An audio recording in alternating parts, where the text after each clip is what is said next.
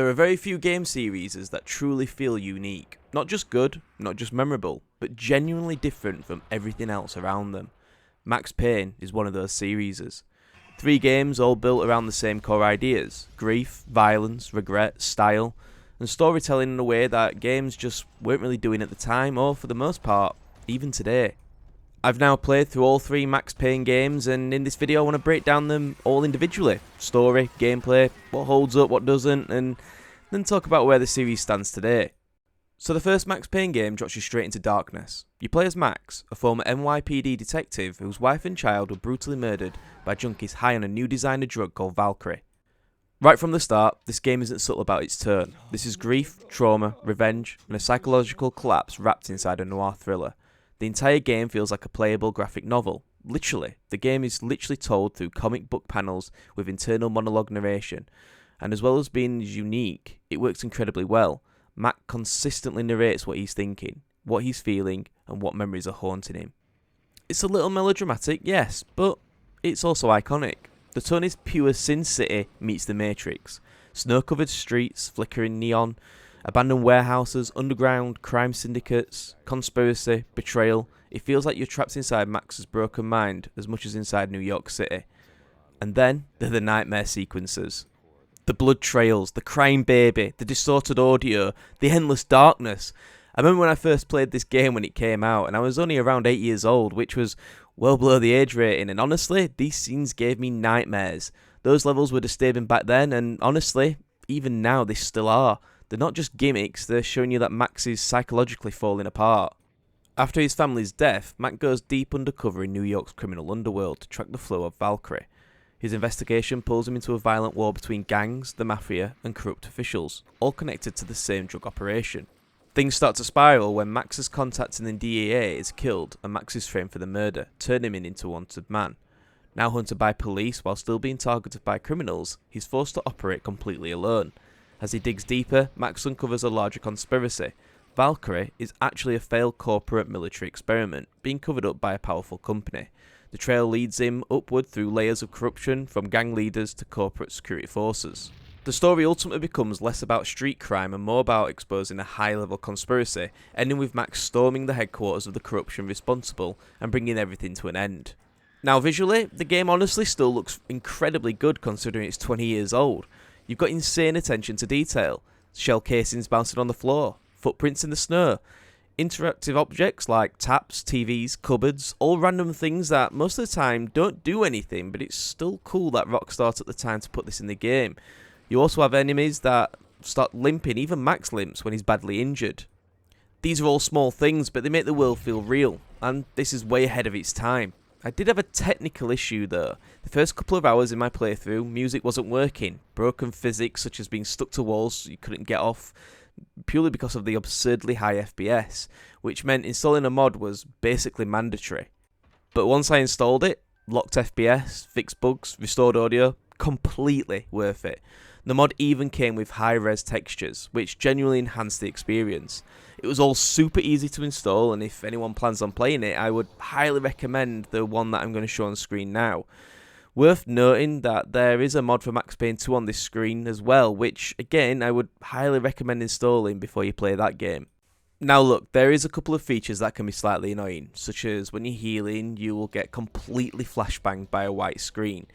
A little annoying, but something that you can see past because the game is just absolutely brilliant. The voice acting and music in this game is also iconic and brilliant. There's something about Max's voice that has you hanging on to every word. Also, we mentioned earlier that this game had similarities to The Matrix, and at the start of the last level, it's basically the scene where Neo is in reception from the first movie. I mean, if you look at the setting here, you can definitely see the similarities. So look, my verdict on this game, it's a classic for a reason, and it's as good as I remember it. It's slightly on the short side, with it only taking around 67 hours to complete the main game on normal difficulty. Again, this would easily double when you play the harder difficulties, and especially on some levels, which can be super tricky. Max Payne 1 is a brutal, stylish, psychological shooter, packed with atmosphere with no 2 levels feeling the same, and the ambition on display here, especially for 2001, is insane.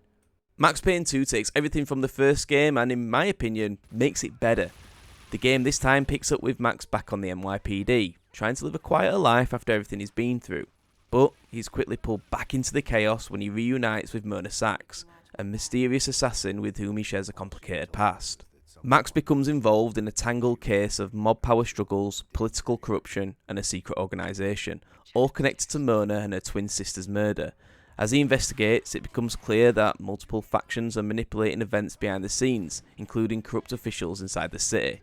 Much of the story revolves around trust and betrayal. Max is torn between his duty as a cop and his feelings for Myrna, never truly sure who's using who.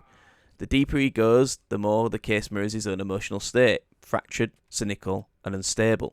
The game builds towards a tragic finale where the conspiracy is exposed, but not without loss. Depending on the ending, Myrna may die or survive, but either way, Max is left facing the same truth. He can't escape who he is or the life he's lived. Ultimately, the game leans on hard themes of fate, self-destruction, guilt, and love that feels doomed from the start, and it works incredibly well. What's clever is that you also get to play as Myrna in certain chapters, which reframes events. You're seeing the same story from two broken people, both convinced they're the problem, and the presentation is much stronger now. More traditional cutscenes alongside the comic panels, better pacing, better character introduction, everything feels more refined and confident.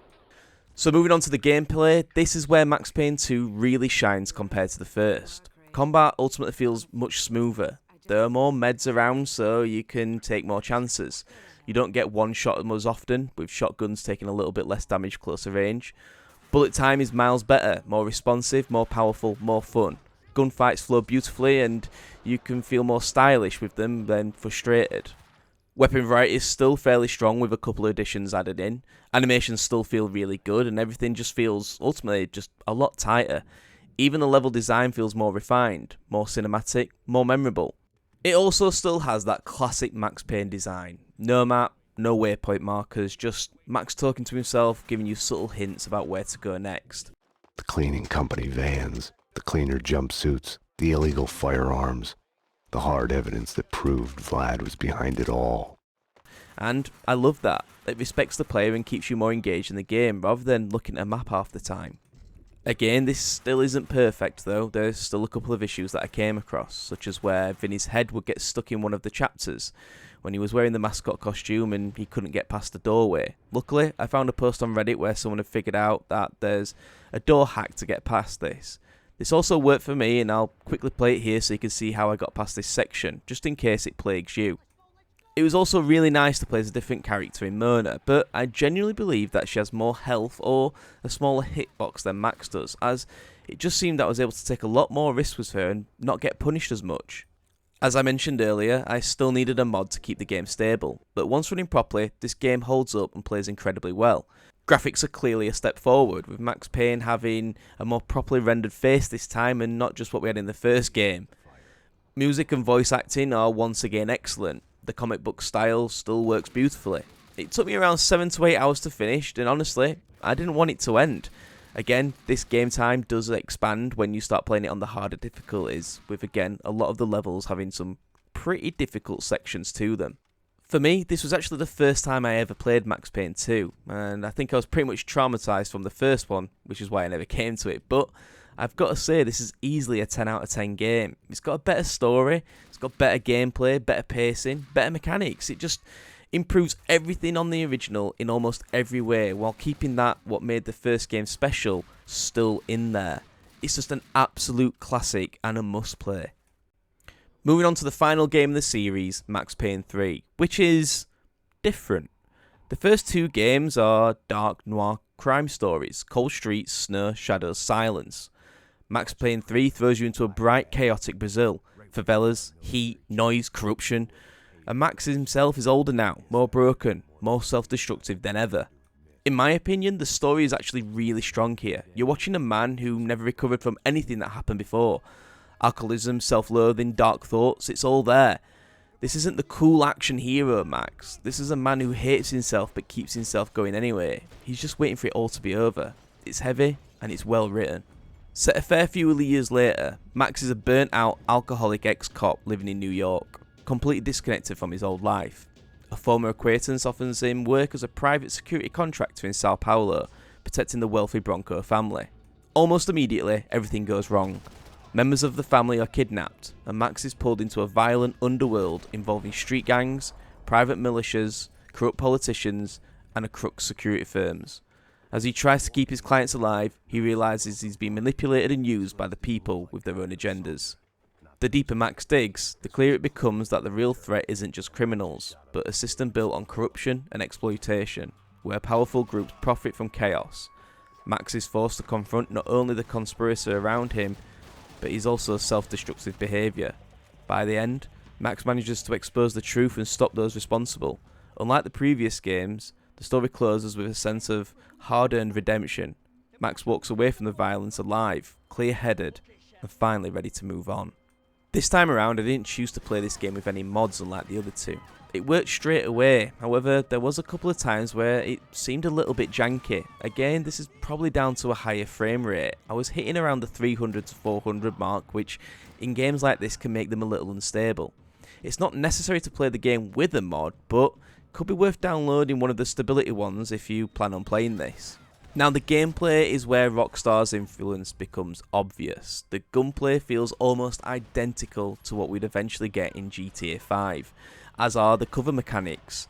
Movement feels a lot similar to what we'd have in there as well, and shooting is pretty much identical to what we have in GTA. You could see they were clearly testing a lot of things that they would then eventually use in the GTA games. And ultimately, all these mechanics work beautifully. You can see why they would just pick them up and move them into the GTA games, because there's nothing wrong with them, they're polished and they work great. Bullet time is the best it's ever been. Diving, shooting, chaining kills, slowing time strategically. It finally feels like the mechanic has reached its full potential and works beautifully. Graphically, it's also a massive leap, which is to be expected given the gap between the games. Animations are incredible, holding two different weapons with separate hands, such as carrying an AR with your right hand and then shooting with your pistol in the left.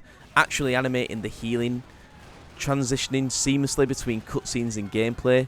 It feels cinematic as hell. However, this is actually what I think is a little bit of its game's downfall.